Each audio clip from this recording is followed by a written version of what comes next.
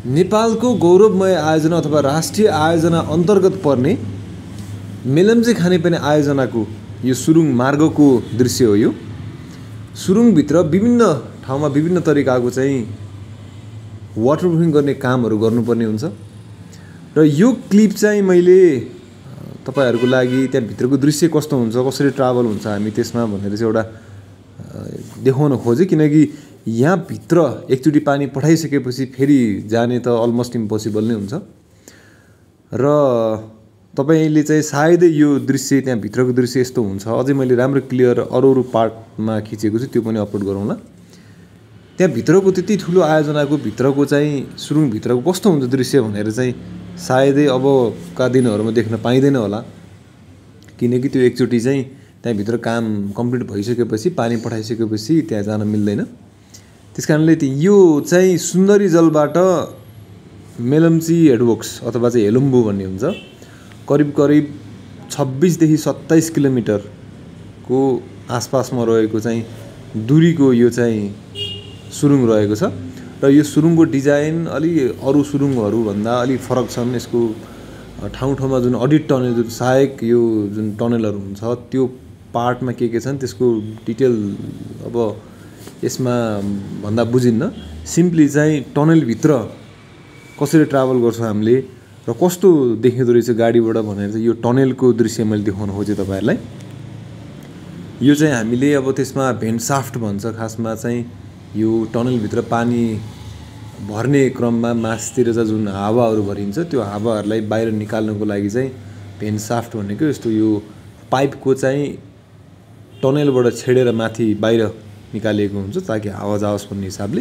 त्यस्तो पार्टमा चाहिँ कहिलेकाहीँ माथि चाहिँ खोला पर्छ अथवा पानी बग्ने ठाउँ पर्छ त त्यो पाइपबाट पानी आउन सक्छ, त्यो पाइपको वरपरबाट पानी आउँछ नि त, त्यसलाई हामीले वाटरप्रुफिङ गरेर रोक्नु पर्ने हुन्छ।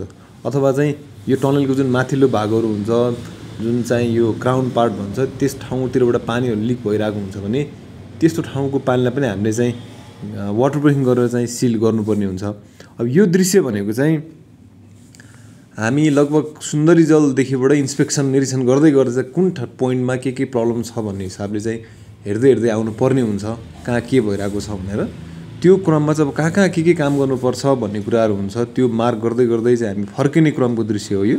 तपाईले यहाँ देख्न सक्नुहुन्छ यो गाडीको लाइटले चाहिँ साइडको टनलको साइडको पार्ट देखाइरहेको छ र भुइँमा चाहिँ लगभग पानी बगिरहेको हुन्छ, किनकि यहाँको टनलको चाहिँ जुन यो नीच पार्ट अथवा इन्भर्ट पार्ट भन्छ यो तलको पार्टलाई, त्यो पार्ट चाहिँ सिधा छैन, त्यो पार्ट चाहिँ थोरै स्लोपिङ छ र स्लोप चाहिँ दुई तर्फतिर बनाइएको हुन्छ किनकि बीचमा चाहिँ खाल्डो जस्तो डिजाइन छ। यसमा दुईटा स्लोपबाट चाहिँ त्यो खाल्डोमा पानी भरिन्छ। खासमा त्यो एउटा खाल्डो जस्तो भरिसकेपछि एउटा चाहिँ यो भ्याली पार्ट भरिसकेपछि न अर्को भ्याली पार्टमा हुँदै चाहिँ यो पानीको जुन करेन्ट पानीको फ्लोको भेलोसिटीले चाहिँ त्यसको इफेक्ट नआओस् भन्ने हिसाबले यो ठाउँमा चाहिँ यो खाल्डो जस्तो बनाएर यो भर्टेक्स यो नेगेटिभ भर्टेक्स टाइपको डिजाइन दिएर चाहिँ यसलाई डिजाइन गरिएको रहेछ। खासमा यो चाहिँ हामी अब फर्किने क्रममा छौं, उता हेलम्बु हेडवर्क्स भन्छौं हामीले, हेडवर्क्समा निक्लिन्छ यो यताबाट फर्केर जाँदाखेरि चाहिँ।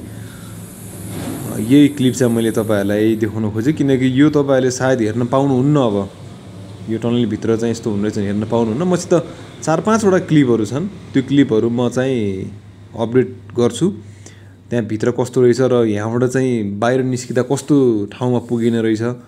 अब यति ठुलो आफ्नो देशको चाहिँ हामीले गौरव गर्नुपर्ने एकदमै एउटा जुन राष्ट्रिय आयोजना अन्तर्गत पर्ने को कस्तो रहेछ त भनेर चाहिँ मैले यो दृश्य देखाउन मात्र खोजेँ। खासमा यसलाई अन्यथा केही पनि नलिनु होला।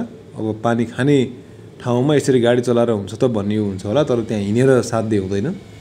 यहाँ त ट्राफिक जाम नै हुन्छ कहिलेकाहीँ। यहाँ तपाईको अर्को चाहिँ यो लगभग 1.5-2 किलोमिटर पछि मात्रै गाडीलाई चाहिँ साइड दिने एउटा कर्ब आउँछ। त्यो कर्बमा यदि उताबाट गाडी आइरहेको छन् भने यता काठमाडौँबाट चाहिँ आउँछन्, जस्तो यो भर्खर पानी आयो नि, यो भर्खरै माथिबाट चाहिँ पानी त्यसरी आइरहेको हुन्छ, यसलाई चाहिँ हामीले वाटरप्रुफिङ गरेर रोक्नुपर्ने हुन्छ ताकि चाहिँ अब हामीले जुन रेटमा एउटा चाहिँ हेडवर्क्सबाट टनलमा पानी पठाउँछौं त्यो अनुसारको क्याल्कुलेट भएर चाहिँ सुन्दरजल पानी आओस् भन्ने हो।